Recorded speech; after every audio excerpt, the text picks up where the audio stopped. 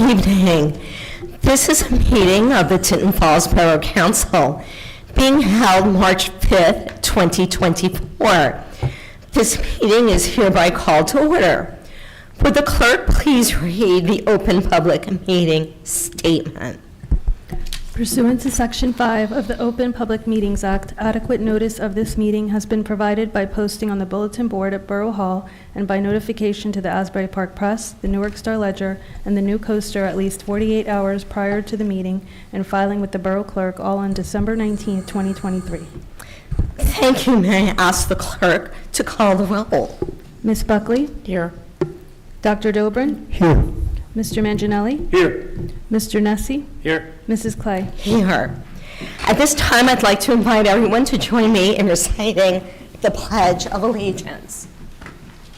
I pledge allegiance to the flag of the United States of America and to the republic for which it stands, one nation, under God, indivisible, with liberty and justice for all.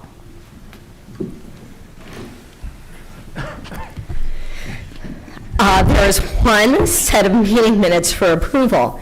May I have a motion to approve the February 6th, 2024 regular meeting minutes? Motion. Second. May I have a roll call? Ms. Buckley? Yes. Dr. Dobrin? Yes. Mr. Manginelli? Yes. Mr. Nessie? Yes. Mrs. Clay? Yes. Next, we will move on to reports. I'd like to begin this evening with Mr. Fallon, our CFO, and our 2024 budget presentation. Thank you. Thank you very much. That's nice.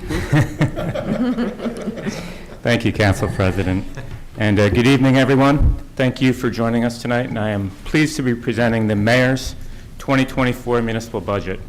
If you're watching on YouTube and would like to follow along, you can access a PDF of the presentation on the borough's website homepage at www.tintonfalls.com. All right, so we'll get started here.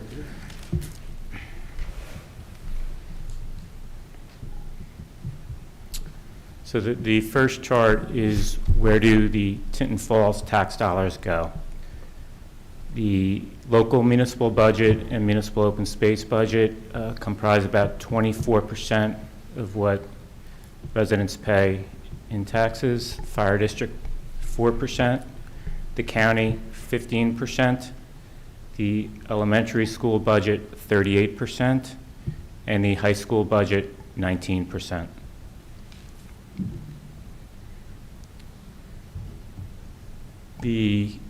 This is basically the same chart. It's just exploded to indicate the percentage of tax levies that the borough of Tinton Falls controls, which is the two exploded pieces there, the 23 and the 1%, 24%.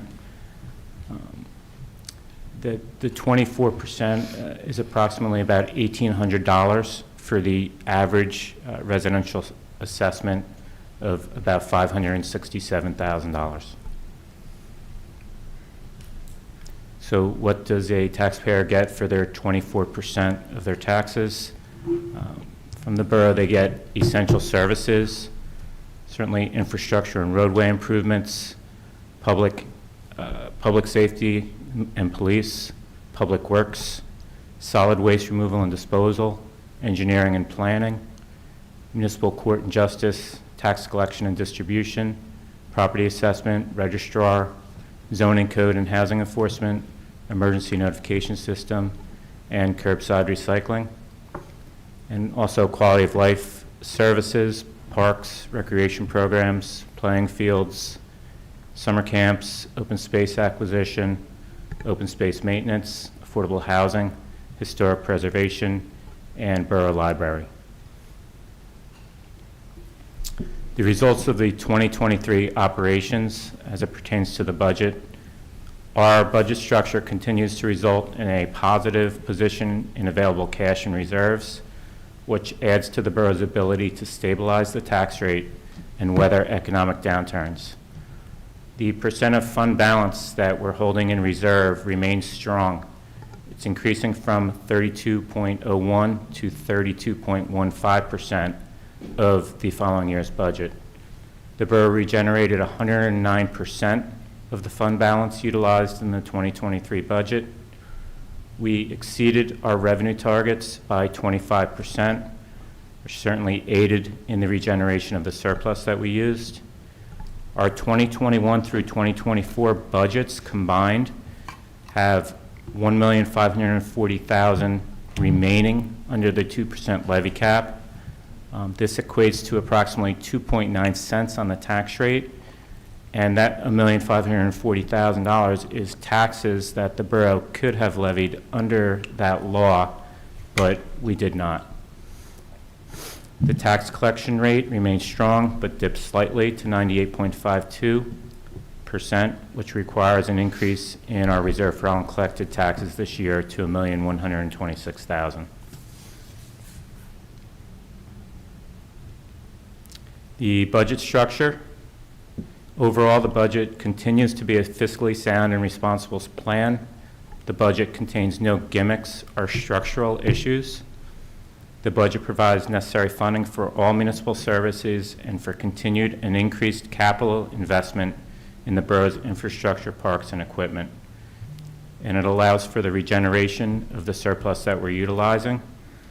The borough continues to be conservative in its revenue projections.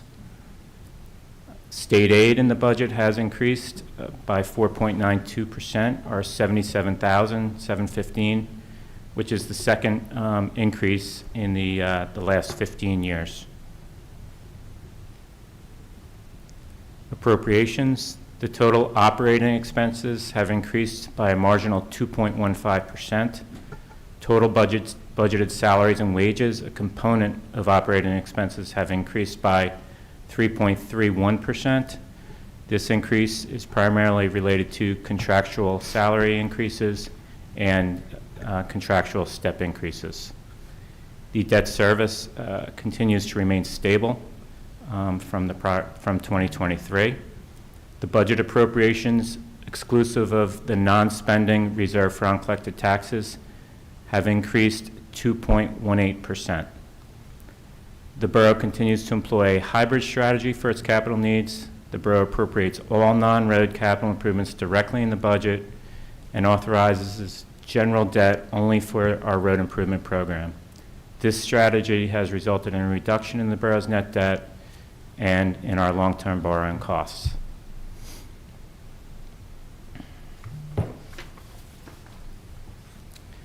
I'll get more detailed on the revenues in the next slide, but this is just a summary of the 2024 proposed budget revenues compared to the adopted budget from 2023. So there's our slight increase in state aid from $1,578,000 to $1,656,000. Our municipal revenues have remained fairly flat at $5.9 million. Delinquent taxes have increased from $500,000 to $850,000. That goes hand in hand with a comment I made earlier with we had a little bit of a reduction of our current year tax collection percentage, so we're able to anticipate those delinquent taxes in the following year. The fund balance that we're utilizing is $50,000 more than last year, so that's pretty much stayed consistent from $4.2 million to $4,250,000. And the amount to be raised by taxation under the proposed budget will increase from the $16,923,000 to the $17,398,000, or 2.8%. Assessed values have increased by 9.8%, or $471 million. 26 million of that 471 is due to new assessments, the value of new assessments in the borough, and about 445 million is due to increases in existing assessments based on market value adjustments. The municipal tax rate will go down by 6.25%, or 2.2 cents per $100 in assessed valuation, from 35.2 cents to 33 cents.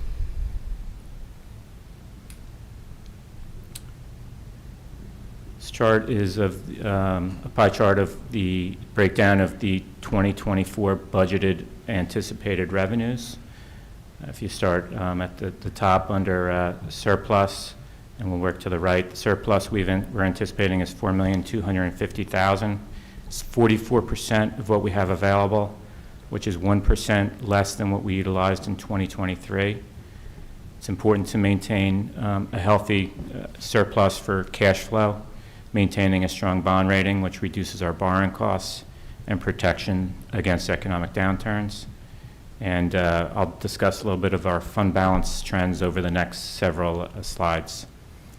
Local revenues to the right of surplus, $1,475,000, or about 5% of our budgeted revenues. That includes licenses, fees and permits, Uniform Construction Code fees, court fines and costs, interest and costs on taxes and on investments and deposits, and commercial garbage fees. State aid is next, which we discussed. It's $1,400,000, and it remained relatively stagnant for about 14 years. It's now increased to $1,656,000.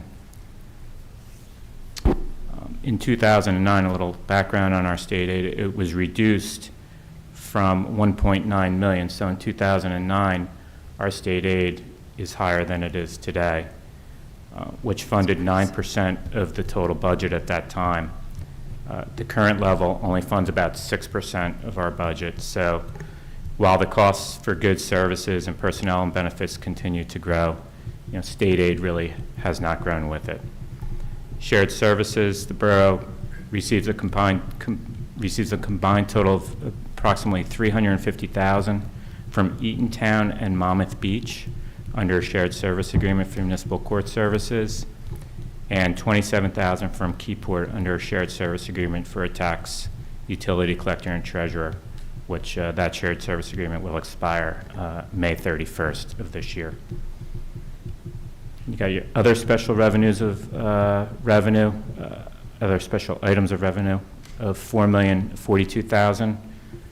Those consist of host benefit fees, cable and Fios franchise fees, hotel occupancy tax, operating grants, our pilot with Commvault, and the third and final year of the coronavirus revenue loss state and local fiscal recovery funds. Then you have your delinquent taxes of $850,000, which we see an increase of $350,000. That offsets our increase in our reserve for uncollected taxes. And then you have the largest piece of the pie, which is what we raise by taxation. It's about 58% of our revenues. That's remained consistent with 2023. It reflects, again, a 2.8% increase in that revenue. And the amount we raised for this year, not including caps that we have, but for this year is $447,000 less than the amount allowable by the state 2% levy cap for 2024. Historical municipal fund balance shows a very positive trend from 2018 to 2023. 2018 we had $7.7 million in surplus. Today we have $9.6 million, and it's been pretty consistent for the last 3 years, running from 9.3 up to the 9.6 that we have now.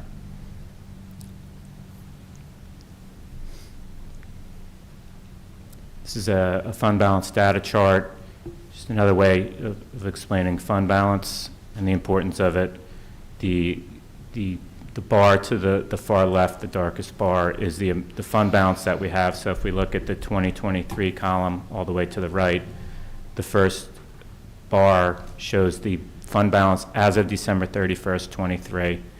The middle bar is what we're using in our 24 budget, and the gray bar is what we're leaving in fund balance for future years. Non-utilized fund balance as a percentage of budget. If we just want to look at the 2024 bar on the far right, as an example, the The borough has $9,660,000 in fund balance as of December 31st, 2023. We're utilizing $4,250,000, and we're leaving $5,410,000, which is 18% of our total 2024 budget of $30,050,000. So that's a very positive trend in that chart as well. The more, and a little note to the side there, the more non-utilized fund balance the borough has on hand, the better we are positioned to manage emergencies and unexpected economic issues and to continue to stabilize municipal taxes.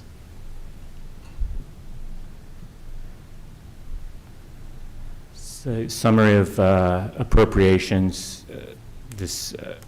Similar to what I did with what we did with the summary of revenues. It shows the proposed 2024 budget compared to the adopted budget for 2023. So you got total salaries and wages up top, which we discussed. That's up about 3.31%, primarily due to contractual and step increases. Other expenses, operating expenses, have been held almost stable from $9,340,000 to $9.4 million, or 0.66%. Capital improvements directly budgeted have increased by $189,500. Debt service stable. Statutory expenditures are stable, and that increase in the reserve for uncollected taxes we had discussed previously. This is the budget appropriations by function. We'll just go through this quickly here. The appropriations are $898,000 under the state appropriation cap limits, which includes $450,000 in unused cap banks. So like the levy cap, we're also substantially under the state appropriation cap. I'll start at Public Works on the bottom left, and we can work counterclockwise. Also like to mention before I start that the benefits for the functions are budgeted under separate appropriations. So for instance, the benefits for Public Works workers, health insurance, pension and stuff are included in separate pieces of the pie in group health insurance pension costs. So under Public Works functions, they are 14% of our budget. That includes our streets and roads, our sanitation, central maintenance, buildings and grounds, and Community Services Act. Public safety, about 24% of our budget, includes the police, dispatch, and 911, emergency management, aid to emergency medical services, fire prevention, and the prosecutor. Employee group health insurance, this appropriation is 12% of our budget. It's about 2% higher, about $70,000 or 2% higher than the 2023 budget. The borough has been working very hard to control these costs by offering, one way is by offering lower premium options to the employees, thereby reducing the employee cost and the borough cost for these benefits. The appropriation is also net of these $792,000 in employee contributions towards their health insurance premiums. Insurance other than health is liability, workers' comp, and unemployment. Premiums have been relatively stable long-term, with a slight increase of $80,000 in 2024. Land use, code enforcement, and UCC is comprised of the Departments of Planning, Zoning, Housing, Code Enforcement, and Uniform Construction Code, and that comprises 2%. And our general government, which is 9% of the budget, is comprised of appropriations to provide general services, includes the administration, clerk, mayor and council, finance, tax collection, tax assessing, purchasing, law, and engineering. The reserve for uncollected taxes, actually, I skipped one there, is the statutory amount that we need to appropriate for uncollected taxes to ensure cash flow to meet all requirements to other entities. Debt service, a slight increase this year of $23,000. Of the $2,522,250 in debt service, $2 million of that is principal we'll be paying on our debt, and $522,250 is interest cost. An additional $500,000 is appropriated in our open space budget, and that will be paid off. That will be used to pay off open space debt. Debt service remains low at approximately 8.3% of the total budget appropriations. Capital improvements are direct improvements funded through the budget, and this year they equate to about 3% of the budget. And then you have other appropriations of $537,000, which is your municipal library operations, accumulated leave compensation, our length of service award programs for our EMS, stormwater management, and operating grants. And that's about 2% of the budget. And we have shared services, which we have 4 main shared services in the borough. We receive from Monmouth County dispatch services and 911. That cost, though, is reflected in the public safety section of this pie chart. And we receive from Freehold Township health services, which is reflected under the health and human services. What's reflected under the shared services is our cost to provide services to Eatontown and Monmouth Beach under our court, and also to Keyport under financial services. And there's also offsetting revenue of $377,600 for those appropriations. Social Security is obviously our share of the borough's portion of Social Security. And you have pension costs, which equates to 9% of our budget. That includes the police retirement system of $1,734,000, and the public employees retirement system of $908,000, as well as $15,000 for a deferred comp retirement program. And for the first time in many years, this appropriation actually has decreased about $77,000, or 2.8% from the prior year. In 2014, the pension costs were about $1,380,000, so over a 10-year period, that's increased about 93%, but I have seen in the last couple of years it stabilizing somewhat. Utility expenses and fuel, that's all our regular utilities, including street lighting and fuel for vehicles. Court and public defender, that's appropriation for justice services and public defender, 1% of the budget. Parks and recreations is our division of recreation and maintenance of parks. Some maintenance and improvement costs are also provided through our open space trust budget. Health and human services is 1%, and that's primarily the health service provided through a shared service with Freehold Township and our animal control services. Our net statutory debt, this very proud of this chart, from 2014 to 2024, the borough has reduced net debt by almost $8 million, or 37%, from $21.37 million to $13.38 million. This equates to an average reduction in net debt of almost $887,000 per year over the past 9 years. Plans are to reduce net debt by an additional $4.5 million over the next 9 years. Credit rating. The borough received an upgrade from Moody's in 2020 to a AA1, and we recently received an affirmation of that rating on October 27th of 2023. This is just one notch below the highest and best possible rating of AAA. You can read the comments from Moody's up there, but they're very positive comments on the borough and on its financial management. Municipal tax rate. This bar graph indicates a decreasing municipal tax rate over the past 7 years. including the 2024 estimated municipal tax rate. The municipal tax rate is down by 14.2 cents, or 30% over the last 5 years. Municipal Open Space Trust Fund. This schedule shows actual revenues and expenditures for 2019 through 2023 and the proposed budget for 2024. The municipal open space tax is 2.25 cents per $100 in assessed valuation, as approved by voter referendum. This rate does not change year to year. So if you look at the 2024 side, we have in our open space trust fund at the end of 2023, $335,000.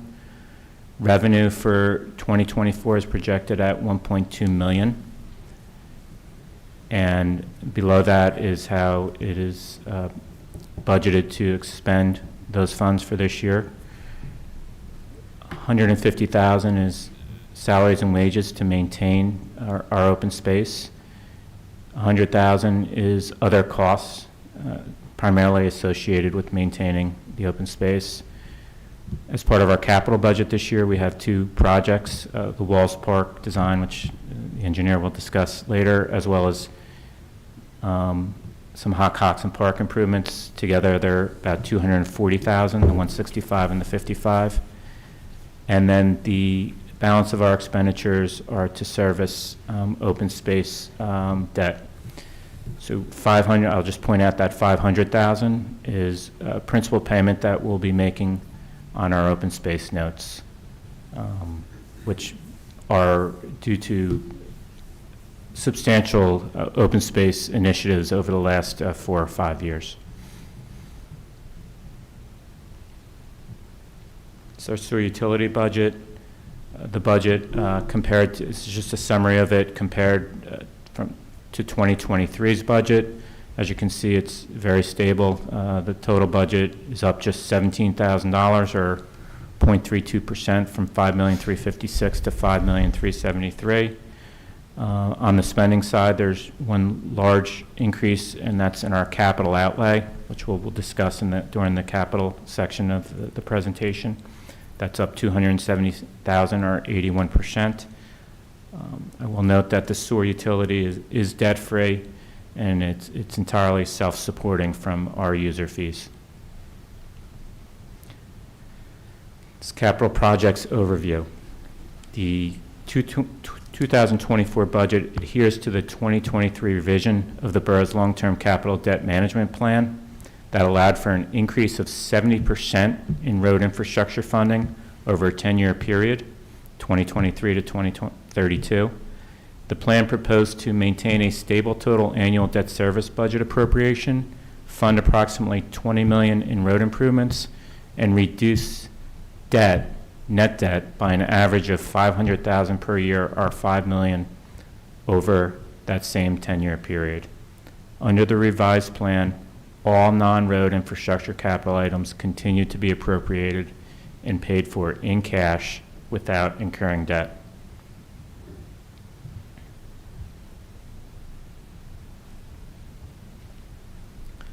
The total planned capital projects in 2024 is $2,220,000. That consists of $1,620,000 in general capital improvements and $600,000 in sewer utility capital improvements. And we're making use of $1,560,000 in direct operating budget capital appropriations.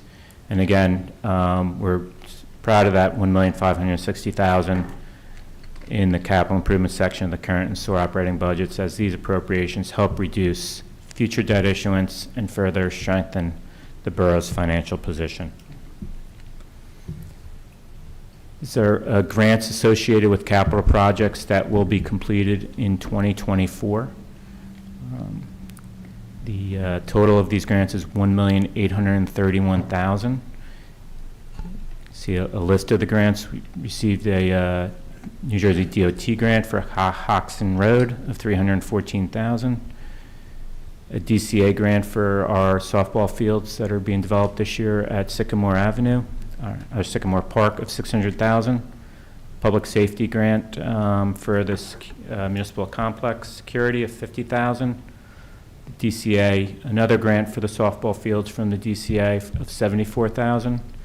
Monmouth County Municipal Open Space Grant for our restroom improvements at Wardell Park of $195,000. Another DOT aid grant for Essex Road of $219,000. The Library Construction Bond Act grant of $217,000, and a community development block grant for Wardell Road of $161,000. Yeah, we're very proud of these grants, and a lot of hard work is done by municipal employees to receive these. The engineer, administration, certainly council, everybody works hard on obtaining these grants, and they really help reduce the costs of these projects. I'll just go through this chart really quickly because it has to do with capital budget, and Tom is going to discuss that in more depth. So this is just a summary of the capital improvement fundings in our general budget, as well as our actually open space budget. We have the field lighting improvements at Hoxton and the Walls Park improvements, which are going to be funded by our open space. We have some improvements to public buildings and grounds. It's in our operating budget. We have drainage improvements of $440,000, which we're funding by previous bond ordinances where the projects came in less than what was allocated for those projects, primarily the last two road improvement programs. We have some improvements to some DPW equipment, as well as public works and borough truck acquisitions, fuel island improvements, acquisition of storage containers, and our refuse containers. What you will note on that chart is that there will be no debt authorized in 2024. And this is our sewer improvement, same chart for our sewer budget. All these are being budgeted in cash in the operating budget. Again, no debt authorization, and they all are pump station improvements, which Tom will discuss in more depth.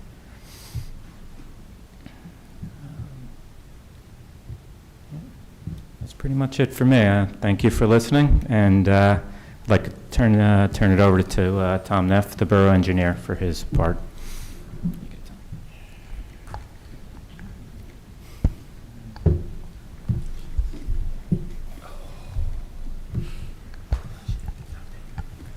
All right. Thank you, Tom.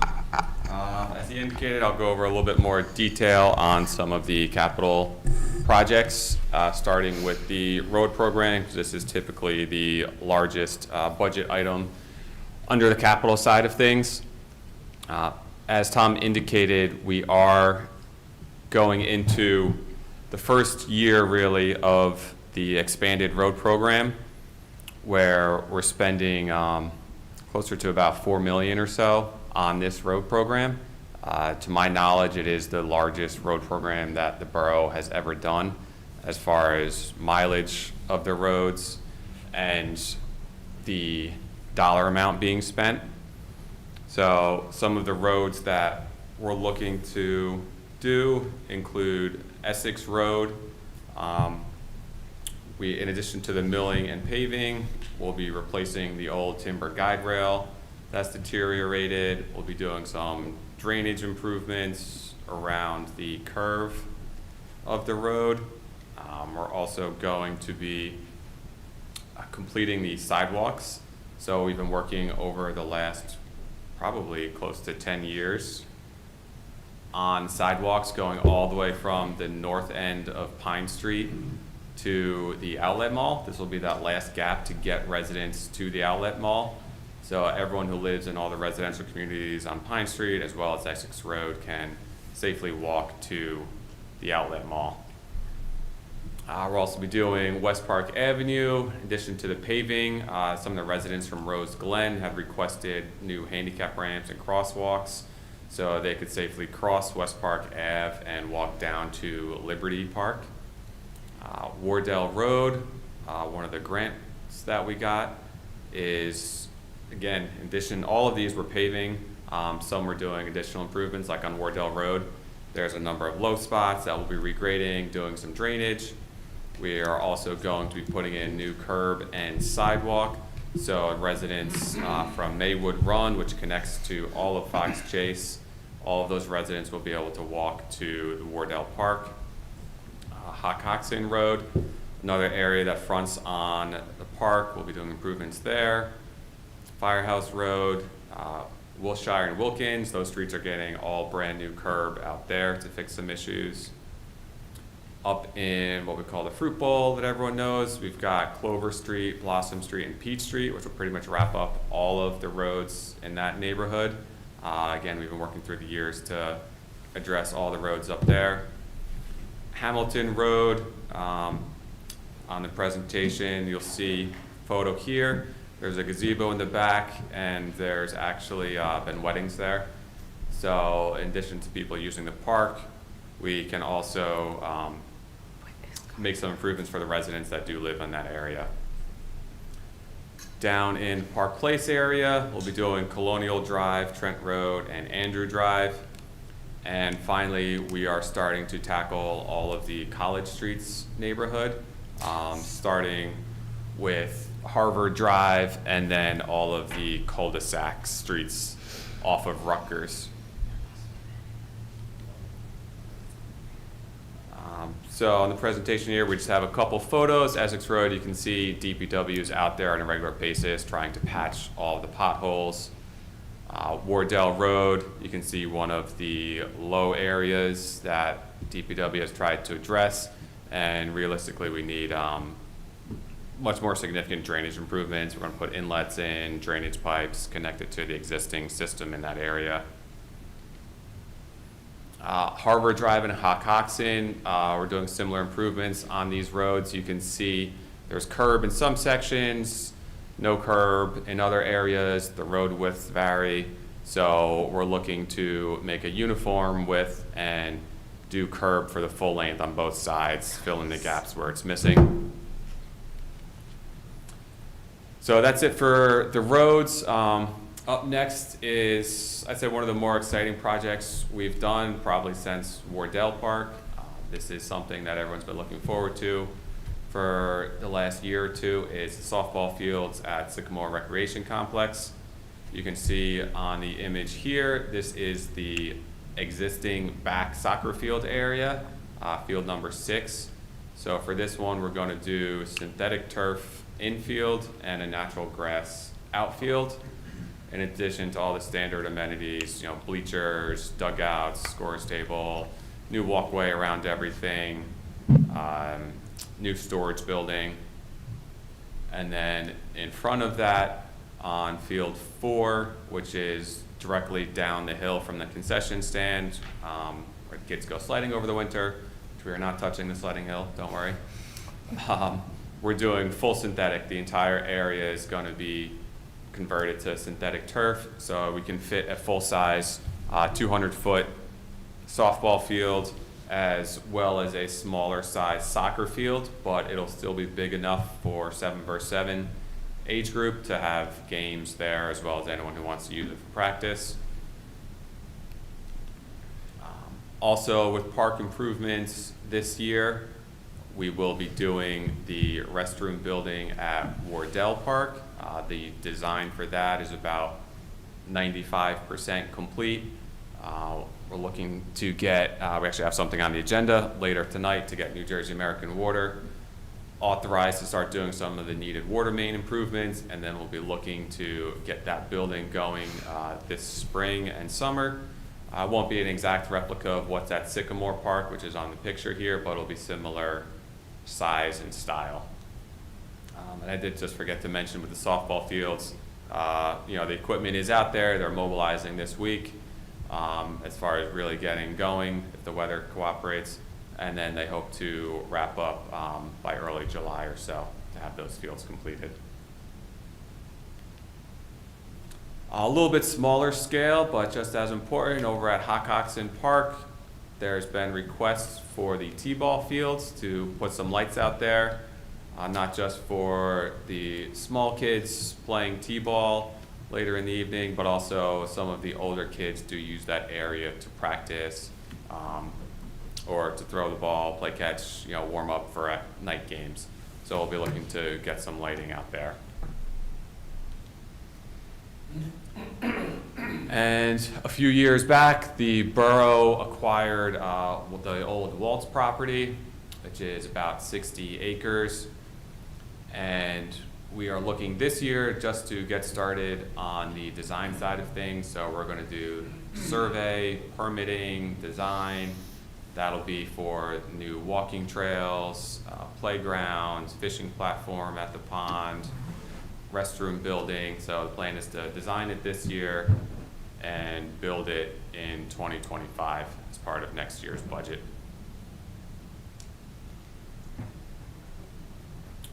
We also have funds allocated for drainage improvements. As Tom mentioned, we're looking to utilize old funds that weren't expended on previous road programs. One example is over on Pine Brook Road. There's a large drainage run that essentially got overrun by tree roots. So we had those cleaned, and we've been looking to make repairs to those pipes to clean up any cracks and open joints. There's also a culvert on Wardell Road that is reaching the end of its life, so we'll be looking to either make some repairs or upgrades to that culvert depending on how our study goes with that structure. Buildings and grounds, looking to invest some money in the property here for the benefit of everyone involved. First starting with a new monument sign. The existing sign is rather outdated, starting to show signs of wear and tear well beyond its age. It's also a little hidden, especially now that the road has been realigned.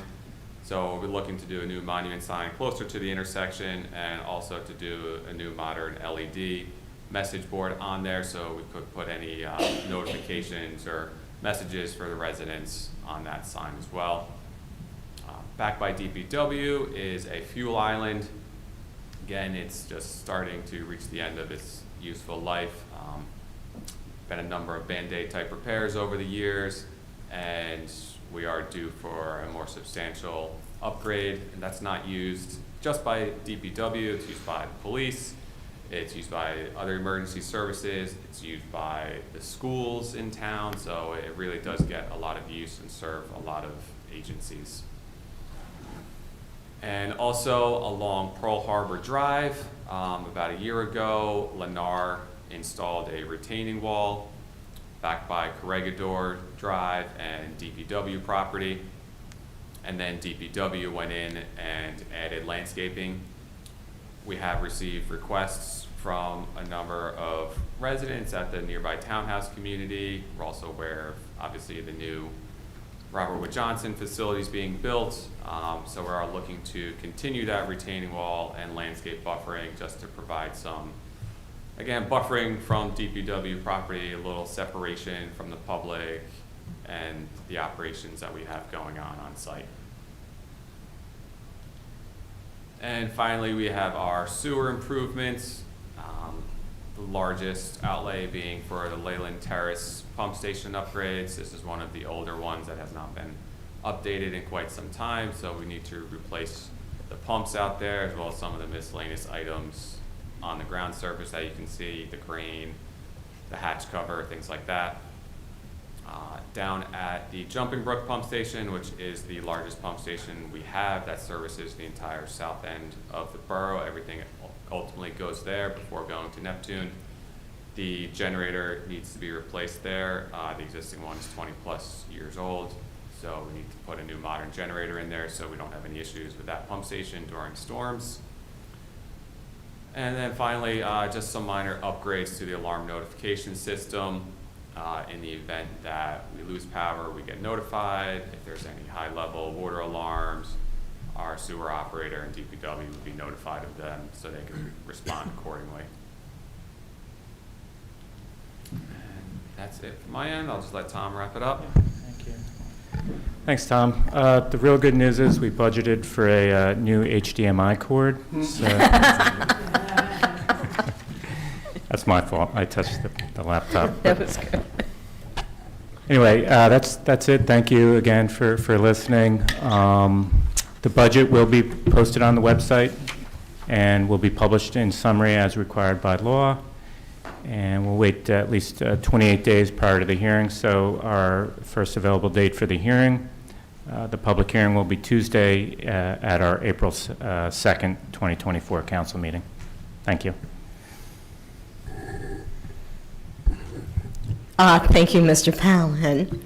I'd like to thank both you and Mr. Neff for a thorough presentation and for all your hard work to develop this sound and thorough budget, and all the work on the grants, which are fantastic.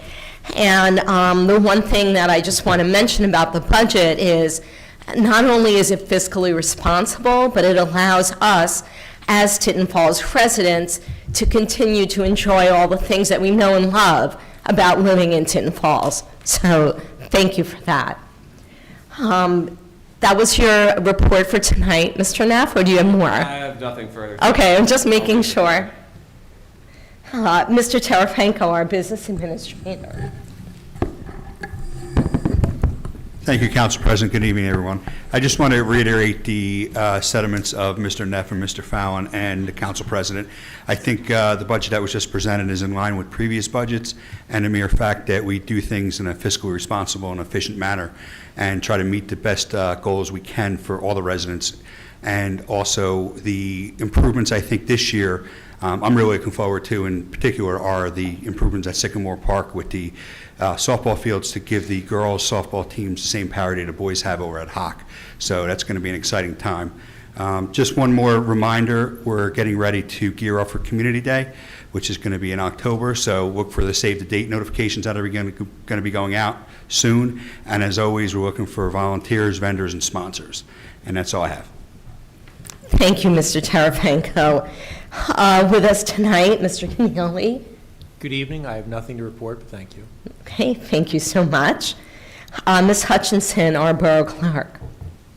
I have no report this evening, thank you. Okay, thank you. Moving on to council reports. Councilwoman Buckley. Thank you, Council President.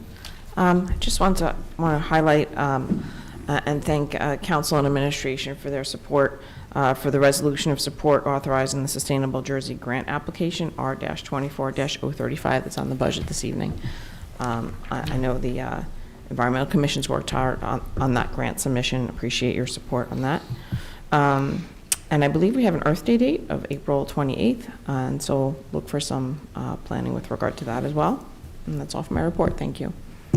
Thank you, Councilwoman Buckley. Dr. Dobrin. Thank you. Great presentation, Mr. Fallon, Mr. Neff. Very thorough, and we thank you for your hard work. As far as the library goes, we're moving along. We did come up with some specific things that we needed, so it's going to be a little delayed, maybe by about a month or so, Mr. Neff. But it's looking pretty good. And we're very pleased that they have also put into our budget a substantial increase in the operating expenses for the library this year. So we're very excited about that. And that's all, Ms. President. Thank you. Thank you, Dr. Dobrin. Councilman Manginelli. Well, I have a lot has been done on the landfill issue, and I have a letter that was online. If you want me to read it, do you want me to read this? Yes, please. The county has done quite a bit of work, and I'd like to read the letter authored by County Commissioner Tom Arnone. On behalf of the Commissioner Director Arnone, I would like to thank you for the opportunity to provide an update on the progress that has been made by Waste Management at MCRC Landfill. Over the past 6 weeks, please feel free to share the information at the Township Council meeting, which is what I'm doing tonight.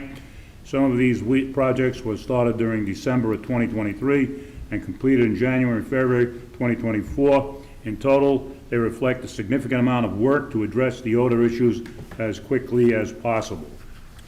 And he goes into detail. Vacuum gas collection enhancement.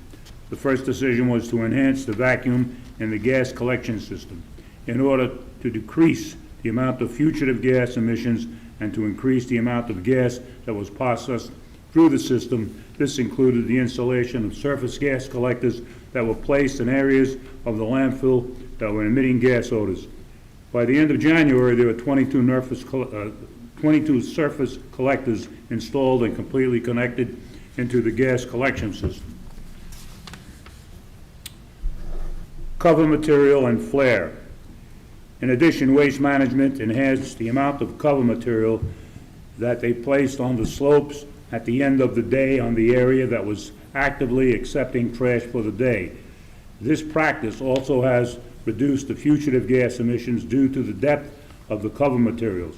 Over the last 2 months, we've employed the use of second flare on site to supplement the capacity of the other flares that burns the collected gas and disposes it with no odor. There are now 2 flares which have sufficient capacity to burn all gases collected and processed to flares. Temporary cap. Further, a decision was made to design and construct a temporary cap for the top of the landfill. Until now, there has been a temporary cap along a 15-acre section of the Phase 3 landfill, which is the active landfill. However, with the increase in trash collection over the last 3 to 4 years, there has been a strategy to reclaim airspace at the landfill. This reclaiming of airspace was required due to the prolonged revenue of the plans for Phase 4 of the landfill, which was under review in the Department of Environmental Protection for over 8 years. Without a clear indication of the future of the permit, there was very real concern that the landfill would run out of airspace. This activity did not allow for the placement of temporary caps since the grading of the landfill was not complete. Over the past 6 weeks, Waste Management has been bringing the top of the landfill to final grade in preparation for the new temporary cap system. At the same time, Tetra Tech, the county's consulting engineer, has been designing the temporary cap for the top of the landfill, as well as the permanent cap, primarily on the slopes of the south side and north side of the landfill. Material and supplies for the capping project have already been ordered and are due for delivery by middle March 2024. The capping project, both temporary spring 2024 and permanent start fall 2024, will be significant steps in controlling odors from the landfill. This spring, the capping project will cover 32 acres of the Phase 3 landfill. In the fall, there will be the start of a project to provide a permanent cap on the slopes of Phase 3 landfill, which will cover another 35 acres. Combined with the existing 15 acres of cover, by the end of 2025, over 75% of the landfill will be covered. The only section that will not be covered will be the area where active landfilling is taking place. Well drilling plan. Finally, a well drilling plan has been completed by Waste Management in conjunction with Tetra Tech. Over the last 6 years, the county has installed a completely new gas collection system. To date, over that period of time, there have been 136 wells drilled to collect gas, drain liquid from the landfill, and provide a vacuum connected to the overall gas collection system. Over the next 6 to 8 weeks, Waste Management will undertake a project to install 21 additional vertical wells in the area where it was determined to be necessary to collect more gas than currently collected. Future plans. There are several other projects which will be undertaken over the next 30 days, which include ordering materials for the 2 operational flares to enhance their performance, engage the contractor for the well installation plan, and start the well drilling project by middle of March, and continue to perform daily odor-related inspections. In addition, the county is exploring the upgrade of MCRC website to be more informative as appropriate. We are open to suggestions from Tinton Falls, like the information provided by Councilman Mangiano and Landfill Monitoring Committee regarding the Atlantic County Utilities Authority website information provided. As we discussed The review is provided at, as Monmouth County was originally scheduled for the Township Council meeting tonight. Due to the unavailability of county staff, we agreed to move the appearance to March 19th, 2024. At the March 19th meeting, we will be providing further information and will be available for questions from the public should you have any questions or require any additional information prior to the meeting. Signed by Jeff Presley, Deputy County Administrator. So a lot has been done, and a lot has been done by the LC Committee. You've got a new form, which we're asking people who have complaints to fill out. It's online. It contains a lot of great information, and we're starting a database on the kinds of complaints we're getting, what areas they're coming from, and it's still being fine-tuned, but it's available. You go on the borough website, it tells you exactly how to do it. So a lot has been done, but a lot more has to be done. That's my presentation. Thank you. Thank you, Councilman Manginelli. I know that was a very lengthy letter to read, but I think it was important that we read it into the record and that people have the opportunity to hear it in detail. Additionally, that will be posted on our website. Mr. Nessie. Thank you, Council President. I have no report this evening, but I'd like to also thank Mr. Neff, Mr. Fallon on the budget presentation. It was very thorough, and I really appreciate that. So thank you very much. That's it. Thank you. And in terms of my report, I attended the Board of Education meeting at the end of last month, and that was a spotlight on the middle school. They had their pep band, a life skills program, and a connections class about social emotional learning. It was really a lot of fun. It's always great when you have kids there. In addition, keeping on the topic of the schools, on Thursday, Mr. Terrafranco and I are going to be meeting with student council advisors, the middle school principal, and student council representatives to talk about an April session where our borough administrator, some of our borough professionals, and some of our council members will be meeting with student council to talk a little bit about the functions of the borough and how local government works. This is going to be like a mini series of what we're hoping to expand for next year with an earlier onset and more in-depth visitations.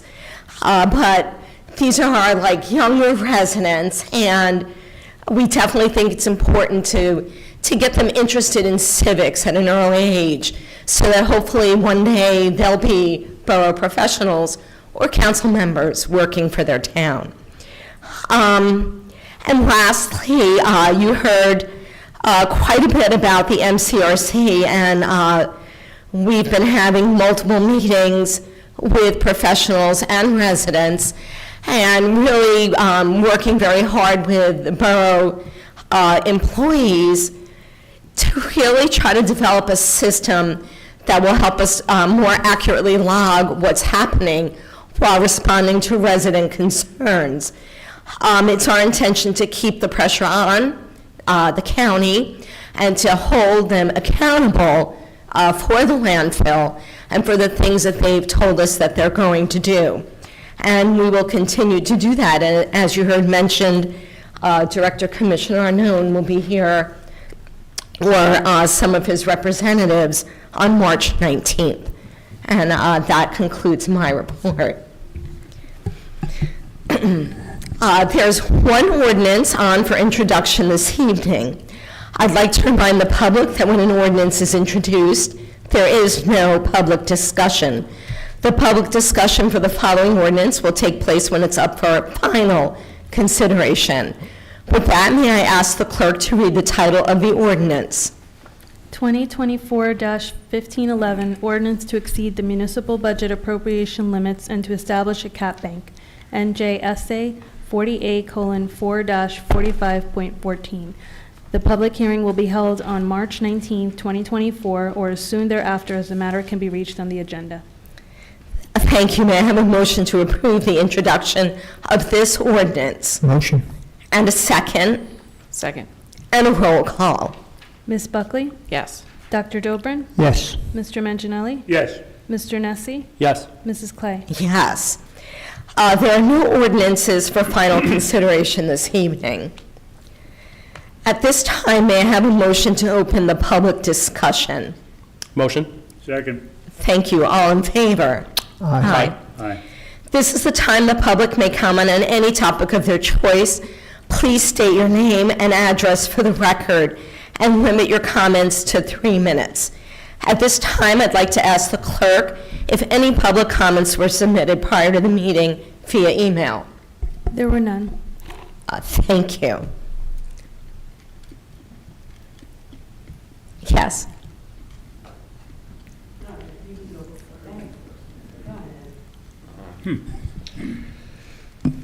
Good evening. Mitch Goldberg, 21 Cedar Place. I haven't moved. Yeah, first, of course, great job on the budget. I set my calendar every year for the exciting budget presentation. No, actually, yeah, I kid around, and but it's great. I mean, you really do an excellent job, and keeping the expenses under the caps and all that. That is not the case in many towns. So thanks. Another thank you to Mr. Terafenko and all the people at Public Works. I asked them a couple of questions and sent a couple of emails, and Public Works has been doing some work over at the Riverdale Park, and they've been going to town. There was vines and all kinds of crap, and they just clean it up, and it is really amazing, I have no idea if it was related or not, but anyway, I'm really grateful for all the work you guys are doing, so thank you very much. And I had a question, but I think Mr. Manginelli answered that. So the 45-day meeting for the landfill, that's the one that got pushed to March 19th? We have a follow-up on the 19th, but the letter that Mr. Manginelli shared really is the progress that has transpired since the presentation. Okay. Yeah, and it sounds great. I don't live down there, but hopefully the people live in the area are noticing the difference. And just one last one, Dr. Dobrin, in your report you said that the library's getting an increase in the operating budget. Yes. Do you know what that is? Yeah, it's going to be in the budget. You're going to be able to go online and take a look. Yeah, and the details. All right. We do have a board meeting Thursday night, so maybe if you show up, you may get some I'd love answers. to be there, if only I wasn't going to be in Big Sky, Montana snowboarding, but Ellen will be there, I'm sure. thank you very much. Thank you.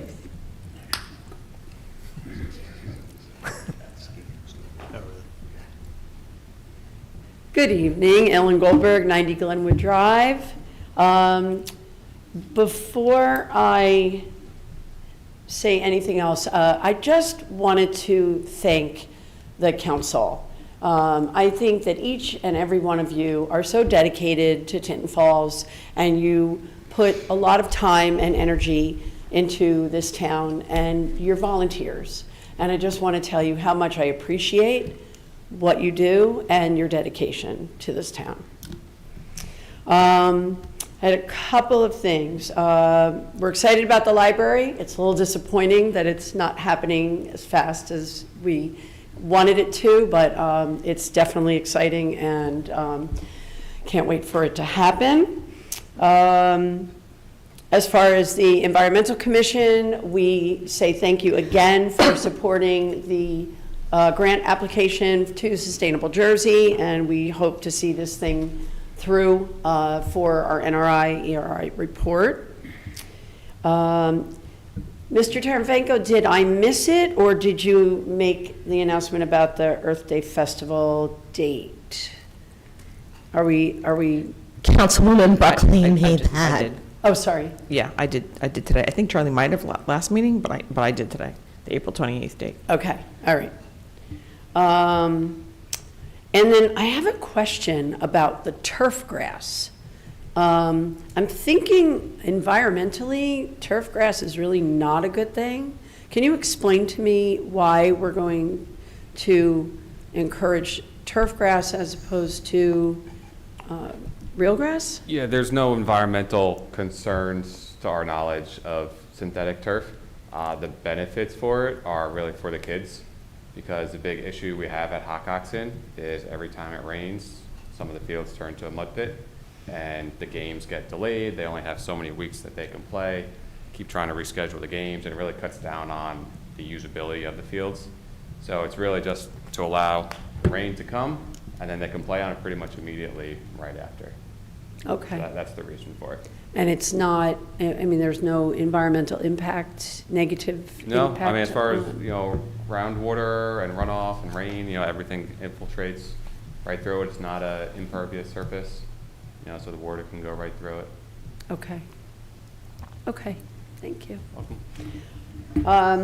So lastly, I've been attending multiple workshops on planting native plants and the benefit to planting native and to replacing non-native species, and how much benefit it has to the environment as far as insects and animals and things like that. And so I'd like to encourage any of our public space to plant native and to continue to plant native and bring in the species that belong here and help our environment the best we can. Thank you. Thank you so much. Anyone else? All right. Hearing no further comments, may I have a motion to close the public discussion? Motion? Second. Thank you. All in favor? Aye. Thank you. Miscellaneous business for the good of the order. Does any member of council have anything to add? All right. Hearing none, we're going to move on to resolutions. We have one resolution that we're going to vote on separately this evening. May I ask the clerk to read the title of this resolution? R-24-33, Introduction of the 2024 Municipal Budget.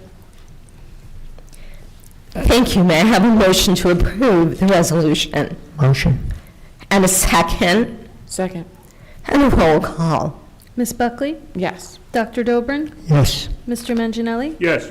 Mr. Nessie? Yes. Mrs. Clay? Yes. Now we will move on to the consent agenda.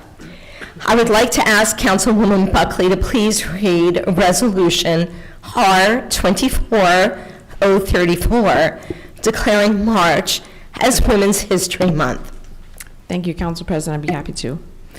Whereas women of every race, class, and ethnic background have made historic contributions to the growth and strength of our nation in countless recorded and unrecorded ways, and whereas women have played and continue to play critical economic, cultural, and social roles in every sphere of life in the nation by constituting a significant portion of the labor force working inside and outside of the home, and whereas women have played a unique role throughout the history of the nation by providing the majority of volunteer labor force in the nation, and whereas women were particularly important in the establishment of early charitable, philanthropic, and cultural institutions in our nation, whereas women of every race, class, and ethnic background served as early leaders in the forefront of every major progressive social change movement, and whereas women have served our country courageously in the military, and whereas women have been leaders not only in securing their own rights and suffrage and equal opportunity, but also in the abolitionist movement, the emancipation movement,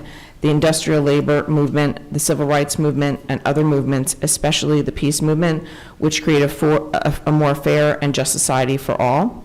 And whereas despite these contributions, the role of women in history has been consistently overlooked and undervalued in the literature, teaching, and study of American history.